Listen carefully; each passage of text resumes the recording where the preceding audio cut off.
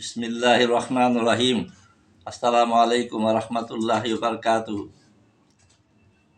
আজকে একটা বিশেষ গুরুত্বপূর্ণ বিষয় নিয়ে অনেকদিন পর আপনাদের কাছে হাজির হয়েছি।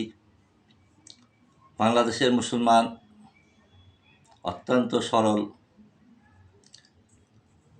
এই সাদিয়ানি গ্রুপ, এটা নিজামুদ্দিন ভারতের মোদির ইনস্ট্রাকশনে বাংলাদেশে এরা এই ধরনের একটা সংঘর্ষ, দেশকে অস্থির করার জন্য মহা প্ল্যান করেছে। দেশবাসী এই সাদিয়ানি গ্রুপ থেকে অত্যন্ত সতর্ক থাকা অবশ্যই দরকার। আমাদের আমাদের বিষয়টা হলো যে আমরা দেশের উলামা একরামের নেতৃত্ব ছাড়া ইসলামের কোনো কাজ করা মানে অনধিকার চর্চা করা। সাফ আমাদের কোনো নবীও না, আমাদের কোনো পীরও না, আমাদের পথ প্রদর্শকও না। সাদকে ছেড়ে দিলে তা আমাদের বাংলাদেশের এই তবলিগ জামাতের মানুষরা কি সমস্যাটা, তাদের সমস্যাটা কোথায়?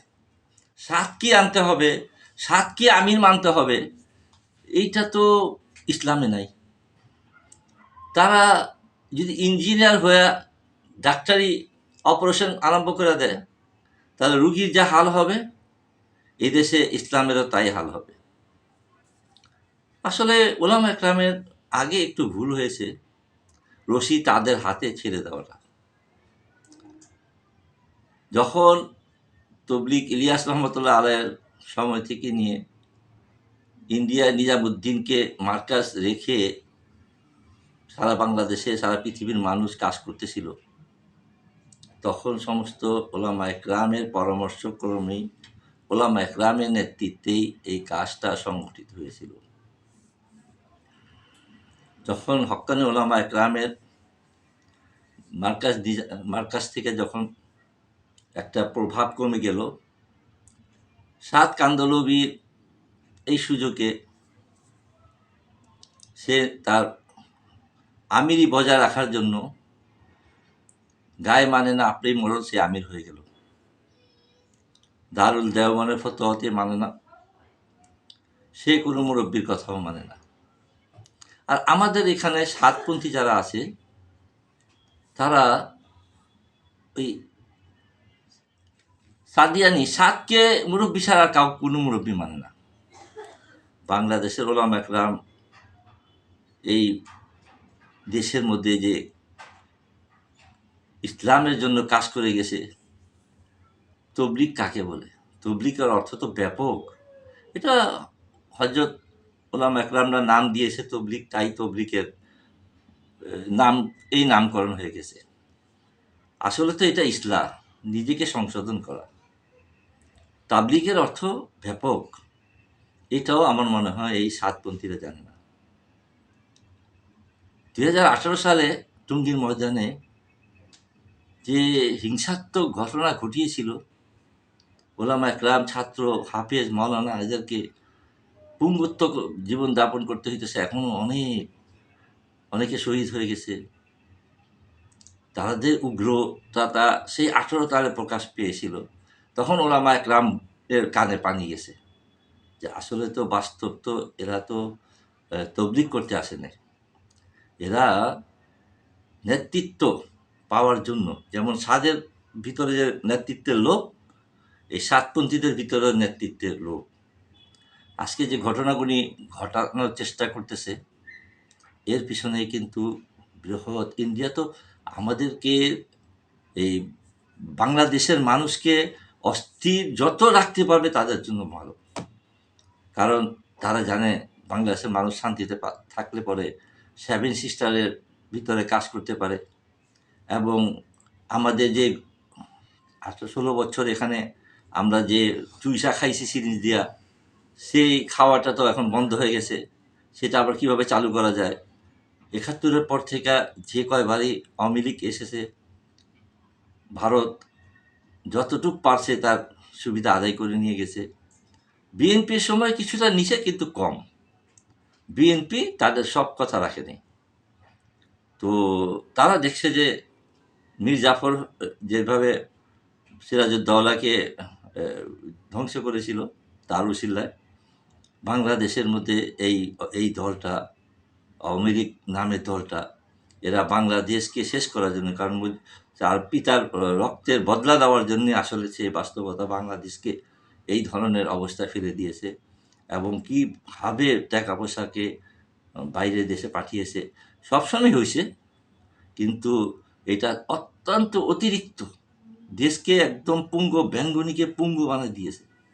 তো এটা দেশের মানুষকে বুঝতে হবে, যারা অমিলিক করেন তাদেরকে বুঝতে হবে যে তাদের তো সাধারণ যারা অমিলিক করে তাদের কোনো বেনিফিট হয়নি, যাদের বেনিফিট হয়েছে খোঁজ করে দেখেন তারা কি কাজটা ভালো করেছে।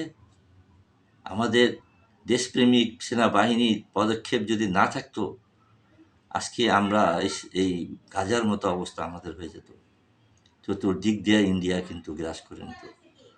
আর এখন দেখেন সিরিয়ার যে অবস্থা, তো আমরা হারে হারে টের পাচ্ছি দুনিয়া কোন দিকে যাচ্ছে। আমরা এখন পর্যন্ত শান্তিতে আছি।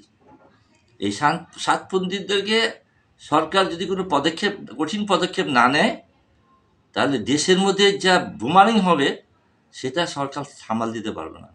এখনও এরা মিথ্যুক, মহামিথ্যুক। এরা যা বলে 99টা মিথ্যা কথা, আর মিথ্যার উপরে যেমন সাত, তার তার তার অনুসারীও সেই মিথ্যার উপরে আছে। এদেরকে যদি এখন শক্ত হাতে দমন না করা যায়, তাহলে দেশের জন্য কতটুকু ক্ষতি হবে তা সরকার কল্পনাও করতে পারবে না। আমার ভিডিও তো থাকবে, কিন্তু আমি যা দেখতেছি, আমি কয়েকদিন থেকে যা আমি অনুসন্ধান করে পাচ্ছি, এরা ধীরে ধীরে কিন্তু তাদের উগ্রতাটা বাড়ছে। একদিক দিয়ে ফুলের ইয়া দিয়ে আমরা ভিতরে ঢুকুম, আরেক দিক দিয়ে আমরা ভিতরে ঢুকবই। তো ফুল এই জোর করে ঢুকলে পরে কি ফুল দিয়া ঢুকা হইব না পাথর দিয়া ঢুকা হবে? মিথ্যা দিয়ে তাদের সমস্ত ক্যারেক্টারটাই পুরো মিথ্যার উপর। যেখানে বাংলাদেশের ওলামা একরাম, তোরা বাংলাদেশের মানুষ, তোদের জানাজা পড়াইবে ওলামা একরাম, তোরা তাদের পিছনে নামাজ পড়বি, তোদের নামাজও তো হবে না, তোদেরকে আলাদা মসজিদ করবি কাদিয়াদের মতো। আমি এখনো বলতেছি, সাধারণ সরল প্রাণ মুসলমান যারা সাতজানি পন্থী থেকে ওই ভালো খাওয়ার জন্য আর যাতায়াতের টাকার জন্য একটা শেল্টার পাবেন, এই ইয়ার জন্য যায় না, ইমানকে নষ্ট করেন না। আমি বারবার বলতেছি, আপনারা যারা সাধারণ মানুষ আছেন, তারা এই সাদিয়ানিদের চক্করে পড়েন না, ইমান আমল দুটোটাই বরবাদ হয়ে যাবে। ওলামা একরাম নায়েবে রসুল, আল্লাহর নবী সাল্লাল্লাহু সাল্লাম শেষ নবী, তারপরে আর কোনো নবী আসবেন না। আর উনি কি বলে গেছেন? উনি বলে গেছেন যে আর ওলামা একরাম নবীদের ওয়ারিস। তো যদি নবীদের ওয়ারিস হয়ে থাকে, তাদের সঙ্গে বেয়াদবি করে তোরা কোন ইমান ঠিক রাখবি? এটা ভালো মতো বুঝে নাও। সাধারণ সরল প্রাণ মুসলমানরা তাদের ধোকায় পড়লেন না, ইমানকে নষ্ট করেন না। ওলামা একরামের বদনাম করা, এদেরকে হিংসা রাখা, এটা কুফরি। এখান থেকে আপনারা সতর্কভাবে বের হয়ে যান, এদের চক্করে পড়েন না, সাবধান হয়ে যান। আমি বারবার বলতেছি, সরল প্রাণ মুসলমানরা ওদের মানে একটু ভালো খাওয়ার জন্য আর গাড়ি ভাড়ার জন্য ওদের সঙ্গে গিয়ে ওলামা একরামের সঙ্গে সাংঘর্ষিত হবেন না। আল্লাহ ওদেরকে হেদায়েত দুক। আমি সরকারকে বারবার করে বলবো, তাদেরকে শক্ত হাতে দমন করেন। যদি তা না করেন, এই ঢাকা শহরের 99% মানুষ কিন্তু ওলামা একরামের সঙ্গে।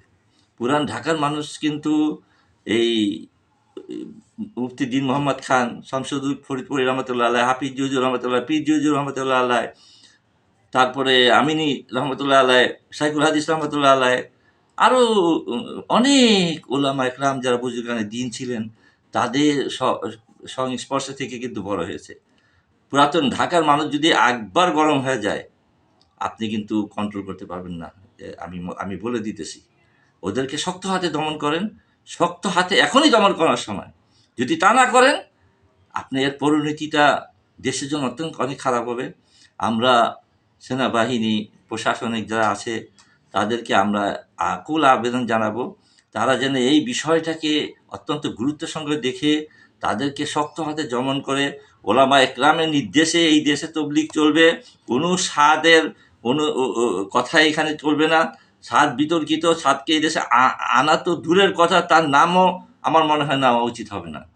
তো এখন ওলামা একরাম সে যখন প্রকৃতভাবে তওবা করে ওলামা একরামের নেতৃত্ব মেনে তার আমিরত্ব ছেড়ে দিয়ে সে যখন আসবে, ওলামা একরাম যদি তারপরে তাকে কোনো আমির বানিয়ে দেয়, সে থাকুক, আমাদের কোনো আপত্তি নাই। সমস্ত ওলামা একরাম তাকে ওয়েলকাম করে নিবে। তবে সাধারণ সরল প্রাণ মুসলমানদেরকে আমি বারবার বলতেছি, এই স্বাধীনী পন্থী থেকে আপনারা অত্যন্ত দূরে থাকেন, না হয় আপনারা আপনাদের ঈমান হারাবেন। ঈমান সবচেয়ে মূল্যবান জিনিস। একজন সাধারণ গুনাহগার কিন্তু আল্লাহ মাফ করে দিতে পারে, একজন বড় পাপীকেও আল্লাহ মাফ করে দিতে পারে, কিন্তু কয়েকটা শর্ত আল্লাহর আসে, সেটা তাদেরকে আল্লাহ মাফ করবে না। তো আল্লাহ নবীর সঙ্গে আল্লাহর সঙ্গে যুদ্ধতে যায় না, কারণ ওলামা একরামের সঙ্গে যুদ্ধ করা আল্লাহ রসুলের সঙ্গে যুদ্ধ করা সমান। আপনাদেরকে আমরা বারবার বলছি, আর নবী আসবে না। এরা নবীর স্থলবেশিত, তাদের অনুকরণ করে আপনারা চলেন, আল্লাহ পাক হয়তো আমাদেরকে মাফ করে দিব। আমি পরবর্তী ভিডিও লম্বা করবো না, পরবর্তীতে ইনশাআল্লাহ এই বিষয়ে আমরা দোয়া করতেছি। আল্লাহ পাক প্রশাসনের মাধ্যমে, এইখানে প্রশাসনের ভিতরেও কিছু রয়্যাল ইন্ডিয়ার কিছু আছে, তো সতর্ক থাকেন। দেশপ্রেমিক সেনাবাহিনী যারা অন্ততপক্ষে কর্নেল পর্যন্ত আছেন, আমি আশা করি হাবিলদার থেকে নিয়ে ওই পর্যন্ত অত্যন্ত দেশপ্রেমিক। ওনারা একটু ওনাদের বড়দেরকে বুঝিয়ে এই বিষয়টাকে নিষ্পত্তি করার চেষ্টা করুন। আসসালামু আলাইকুম ওয়া রাহমাতুল্লাহি ওয়া বারাকাতুহু।